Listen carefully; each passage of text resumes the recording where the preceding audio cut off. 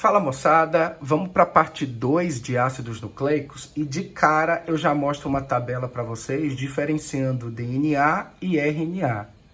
Gente, o DNA ele é uma molécula de fita dupla e a presença de duas cadeias polinucleotídicas meio que confere uma maior estabilidade para o DNA. O DNA é um tipo de ácido nucleico que ele é mais fiel durante replicação.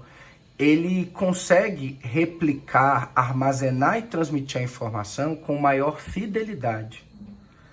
Lembre o que a gente já comentou, que o tipo de pentose do DNA é uma ribose desoxidada, é a desoxirribose.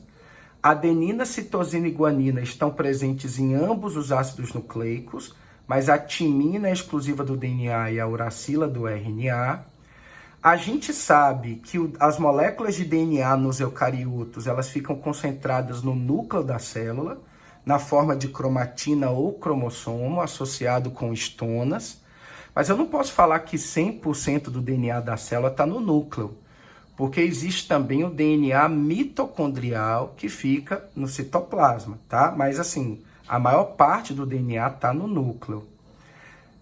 Olha, se eu for falar de parte de concentração, eu acho que a maior parte está no citoplasma, porque dentro de uma célula eu posso ter milhares de mitocôndrias, vai depender um pouquinho da célula para eu saber essa distribuição. Mas é fato que o DNA, o responsável pelas nossas características, o DNA nuclear, ele fica concentrado no núcleo, tá? Já o RNA, ele fica no citoplasma, porque nós produzimos RNA com o objetivo de formar proteínas. Então, o papel biológico do RNA é a síntese proteica. Nós não conseguimos produzir proteínas diretamente do DNA. Então, a gente pega a informação do DNA, que está lá no gene, a gente transcreve em RNA e constrói toda uma estratégia para formar uma cadeia polipeptídica. Tem duas etapas que se destacam na síntese de proteínas, que a gente vai estudar depois, que é a transcrição e a tradução. Agora, o DNA, ele é a grande molécula de hereditariedade. É por meio das diferentes sequências de bases únicas do meu DNA que eu tenho características que me identificam, características próprias. Os exames de DNA, eles buscam analisar essas sequências. Ô turma, e nem todas essas sequências que denotam identidade, elas têm uma expressão gênica favorável para uma proteína adaptativa. Porque senão, gente, todo mundo ia ter essa proteína. Então, na verdade, as regiões do DNA que dão identidade, geralmente são aquelas que não têm um papel evolutivo importante, que não produzem proteínas com valor adaptativo, que são sequências, muitas vezes, que funcionam como código de barras, tá? Como identidade própria, não tem uma função biológica. Mas o grande papel biológico da molécula de DNA é armazenar e transmitir as nossas informações. É o que a gente chama de hereditariedade.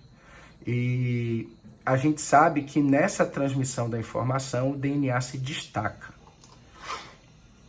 Turma, vamos falar um pouquinho do DNA mitocondrial? O DNA mitocondrial ele é um pouquinho diferente do nosso genoma, do DNA nuclear. Porque o nosso genoma ele é formado pela fusão do... Na verdade, o nosso material genético ele tem dois genomas, né? A gente recebe o genoma do pai via espermatozoide e o genoma da mãe via ovócito secundário, via óvulo. Mas aí quando eu tenho a união dos dois genomas, eu formo aquela célula diploide, né? Que é o zigoto, a primeira célula, que ela tem pares de cromossomos homólogos, que são cromossomos correspondentes. É o mesmo tipo de cromossomo que eu herdei do meu pai e da minha mãe. E é por isso que os cromossomos homólogos acabam tendo genes correspondentes, que são os genes alelos. Isso tudo é genética. Agora, o DNA mitocondrial, diferentemente do nuclear, que é uma combinação dos dois materiais, aqui não. Aqui a gente tem a herança exclusivamente materna. Então, nos indivíduos, todo o seu DNA mitocondrial vem obrigatoriamente de suas mães. Não esqueçam disso, tá? Então, o DNA mitocondrial ele pode ser utilizado como um marcador de matrilinhagem. Só que eu tenho que tomar o cuidado que ele é passado pelas genitoras. Então, tipo assim, minha avó passa para minha mãe e minha mãe passa para minha irmã e passa para mim, vamos supor assim. Então, as meninas, quando tiverem filhos, elas vão transmitir as suas moléculas, vão transmitir suas mitocôndrias para as próximas gerações. Já os meninos que herdaram as mitocôndrias das mães, eles vão morrer com as suas mitocôndrias sem transmitir para ninguém. Porque as mitocôndrias, elas vêm exclusivamente de herança materna, ó, só da parte materna. O Enem cobra muito o papel da mitocôndria como marcador de matrilinhagem, tá? Aqui é uma comparação da herança do DNA mitocondrial com o DNA genômico, que depende da fusão do material de ambos os genitores. Por que isso, prof? Olha, gente, isso acontece porque existe uma particularidade na fecundação. E essa particularidade é justamente o fato de que a gente não vai esquecer que durante a fecundação apenas o espermatozoide ele entra apenas com a região do núcleo, tá? Então ele tem uma cabecinha pontiaguda que a gente chama de acrossomo e ele não entra inteiro. As mitocôndrias ficam numa região posterior que não entram na célula. Essa região é chamada de peça intermediária. Então, durante a fecundação, a gente vai ter a participação, a combinação apenas, a composição apenas das mitocôndrias maternas, tá certo? Beleza.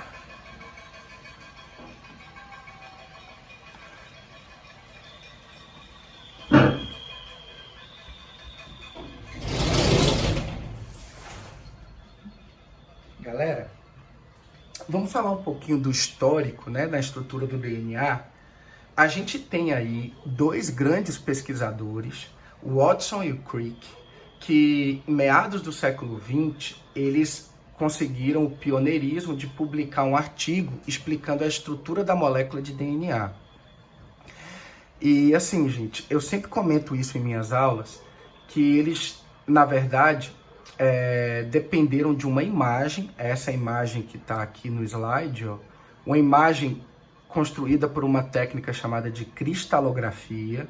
É uma imagem que o indivíduo tem que saber interpretar, mas a partir da análise dessa imagem, que estava no artigo deles, eles conseguiram deduzir a estrutura da molécula de DNA, que é uma molécula com duas cadeias polinucleotídicas.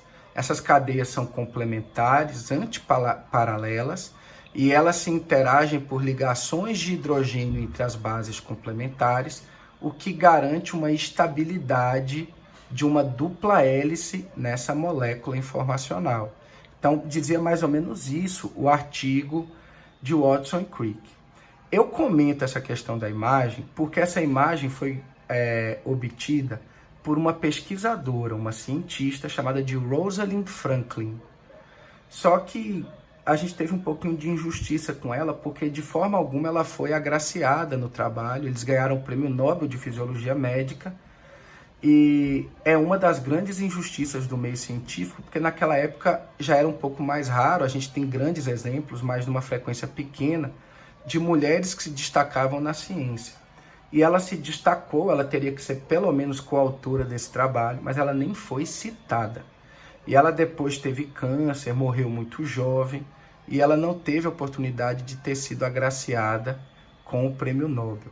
Essa historinha, a gente ficou sabendo dela porque teve uma revista inglesa que publicou uma conversa de um diário entre Watson e Crick na época, justamente criticando a ingenuidade dela, de eles terem conseguido pegar essa imagem. E até hoje a gente não sabe exatamente como a imagem do laboratório dela foi parar no laboratório deles, tá?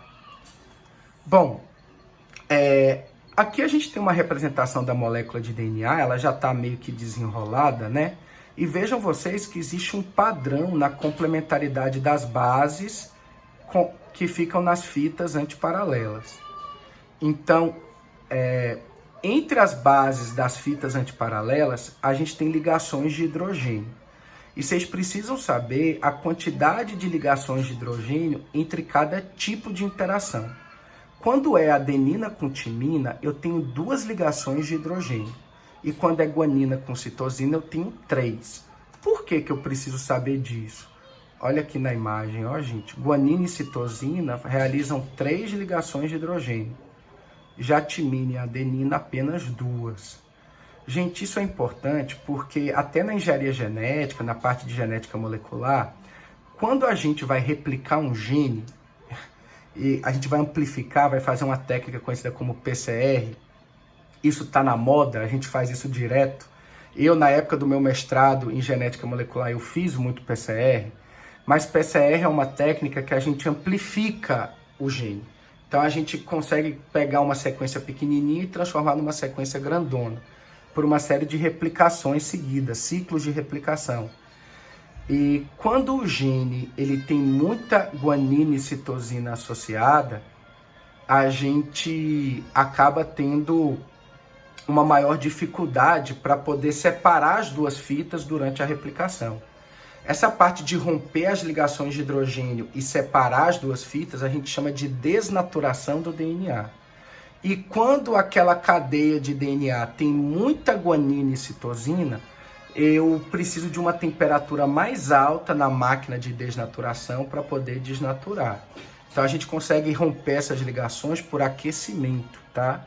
E a gente já via que aumento de temperatura poderia destruir ligação de hidrogênio desde a aula de proteínas, né? A gente sabe que proteínas são desnaturadas a partir de aquecimento.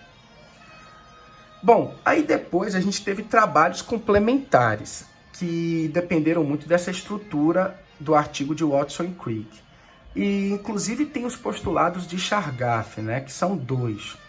Chargaff conseguiu perceber que em praticamente todos os seres vivos, ó, aqui eu tenho uma bactéria, uma levedura de fungo, a planta do trigo, um ouriço do mar, um gafanhoto, uma galinha e um ser humano. Em todos esses representantes, eu tinha mais ou menos a mesma quantidade de bases complementares. Então, se eu tenho, sei lá, 30% do DNA sendo adenina, eu vou ter que ter 30% do DNA de timina, porque toda vez que eu tenho adenina de um lado, eu vou ter que ter timina do outro. E a mesma coisa, a complementaridade entre guanina e citosina. A soma da percentual das 4 bases tem que dar sempre 100%.